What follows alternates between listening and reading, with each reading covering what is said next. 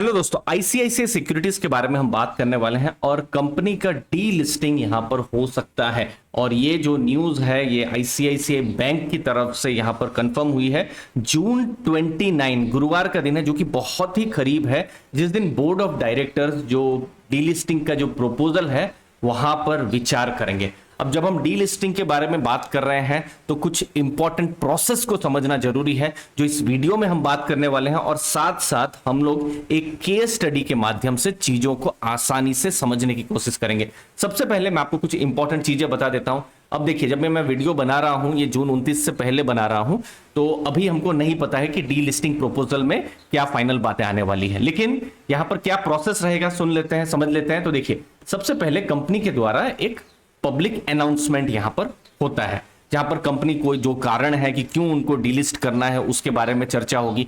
Board of directors का approval यहां पर होगा, फिर बाद में शेयर होल्डर्स का अप्रूवल होगा, और फिर जो भी स्टॉक एक्सचेंजेस हैं वहां से जो एप्लीकेशन और अप्रूवल ये सब काम होगा। अब और चीजों को आसानी से समझने के लिए हम लोग एक केस स्टडी को हम लेते हैं। कंपनी का नाम है डीएफएम फूड्स। इनफैक्ट इसी साल मार्च अप्रैल के महीने में ही कंपनी की जो ट्रेडिंग है वो डिसकंटिन्यू हुई है।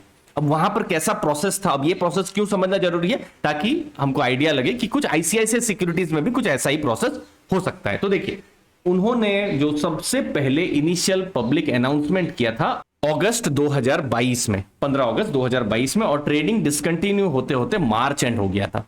तो पहली एक इंपॉर्टेंट यहां पर लर्निंग हमको क्या मिल रही है कि ये लगभग 7-8 महीने का प्रोसेस है। ठीक है, ऐसा नहीं है कि 1-2 दिन या फिर 10-15 दिन में जो आईसीआईसीआई सिक्योरिटीज है उनकी ट्रेडिंग जो है खत्म हो जाने वाली है। नहीं, ऐसा नहीं होने वाला है। उन्होंने जो पब्लिक अनाउंसमेंट किया था उसके बाद में उन्होंने एक ऑफर लेटर दिया था अपने शेयर होल्डर्स को कि हम चाहते हैं कि ये फ्लोर प्राइस है और इस प्राइस पर आप अगर चाहें तो अपने शेयर्स को जो कंपनी को दे सकते हैं। और ये काम उन्होंने कब किया था? 5 दिसंबर को किया था। ठीक है, और फिर बाद में एक विंडो भी ओपन हुई थी जहां पर जिनको भी अपने शेयर्स को टेंडर करना है दे सकते थे। जैसे आईपीओ में होता है ना, आईपीओ में बुक बिल्डिंग होती है, यहां पर रिवर्स बुक बिल्डिंग होती है। ठीक है, आईपीओ में कंपनी के द्वारा जो शेयर्स हैं शेयर होल्डर के पास जाते हैं, यहां पर क्या है, शेयर होल्डर से शेयर कंपनी के पास जाएंगे और फिर कंपनी पेमेंट करेगी। ठीक है, थोड़ा यहां उल्टा होता है। फिर काउंटर ऑफर हुआ था डिसंबर जो है 22 तारीख को। अब ये भी मैं आपको समझाता हूं। ठीक है, और फिर पेमेंट जो है पूरा प्रोसेस जनवरी 24 तक खत्म हो गया था, मतलब इसी साल में। और फिर स्टॉक एक्सचेंज का अप्रूवल आ गया था और मतलब मार्च महीने तक ये पूरा प्रोसेस खत्म हुआ, 6-7 महीने के अंदर। अब देखिए, सबसे पहले कंपनी ने जो डीएफएम फूड्स की हम बात कर रहे हैं, एक फ्लोर प्राइस दिया था 263.80 पैसा। इसका मतलब क्या है? कंपनी ने शुरू में कहा, ध्यान में रखिएगा, शुरू में कहा कि हम 263.80 में आपसे शेयर खरीद लेंगे। ठीक है, अब ये फ्लोर प्राइस था। उस समय में शेयर होल्डर्स ने अपने अपने प्राइस वहां पर एंटर किए। किसी हो सकता है शेयर होल्डर ने 300 का, किसी ने 400 का, किसी ने 500 का, किसी ने 600, किसी ने 700, जो भी है उस हिसाब से शेयर प्राइस उन्होंने रखे होंगे शेयर होल्डर्स ने।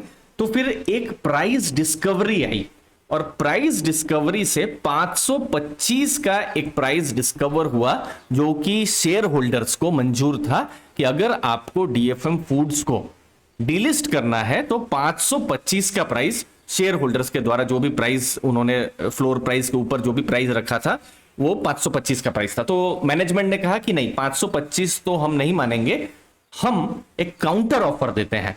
और काउंटर ऑफर उन्होंने दिया 467 रुपीस का। तो इसीलिए यहां पर 2 प्रोसेस भी हो सकते हैं। पहले प्रोसेस में कंपनी जो है एक फ्लोर प्राइस की बात करेगी और दूसरे प्रोसेस में काउंटर ऑफर भी कंपनी के द्वारा दिया जा सकता है। तो बाद में कंपनी ने 467 का यहां पर काउंटर ऑफर यहां पर दिया हुआ था, और काउंटर ऑफर जो हुआ था तो ये सक्सेसफुल हुआ था। अब ये जो काउंटर ऑफर वाली जो चीज थी, आप देखिए, ये दिसंबर, बिल्कुल 23 दिसंबर के आसपास में, और बिल्कुल इनिशियल कब हुआ था?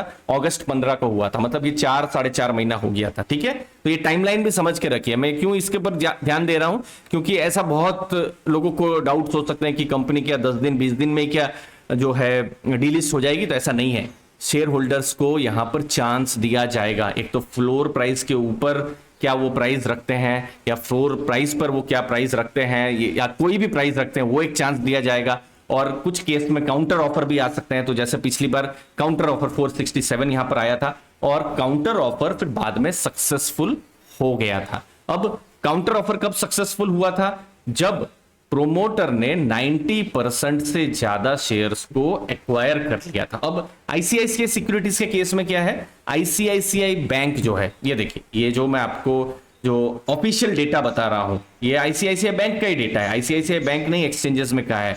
और यही चीज मैं बार बार बताता रहता हूं कि हमेशा जब भी इंफॉर्मेशन लीजिए, फेक न्यूज से हमेशा बचकर रहिए। असली न्यूज आती है सिर्फ बीएससी और एनएससी की वेबसाइट में ही, यही दो वेबसाइट का ही हमेशा ध्यान में रखिए।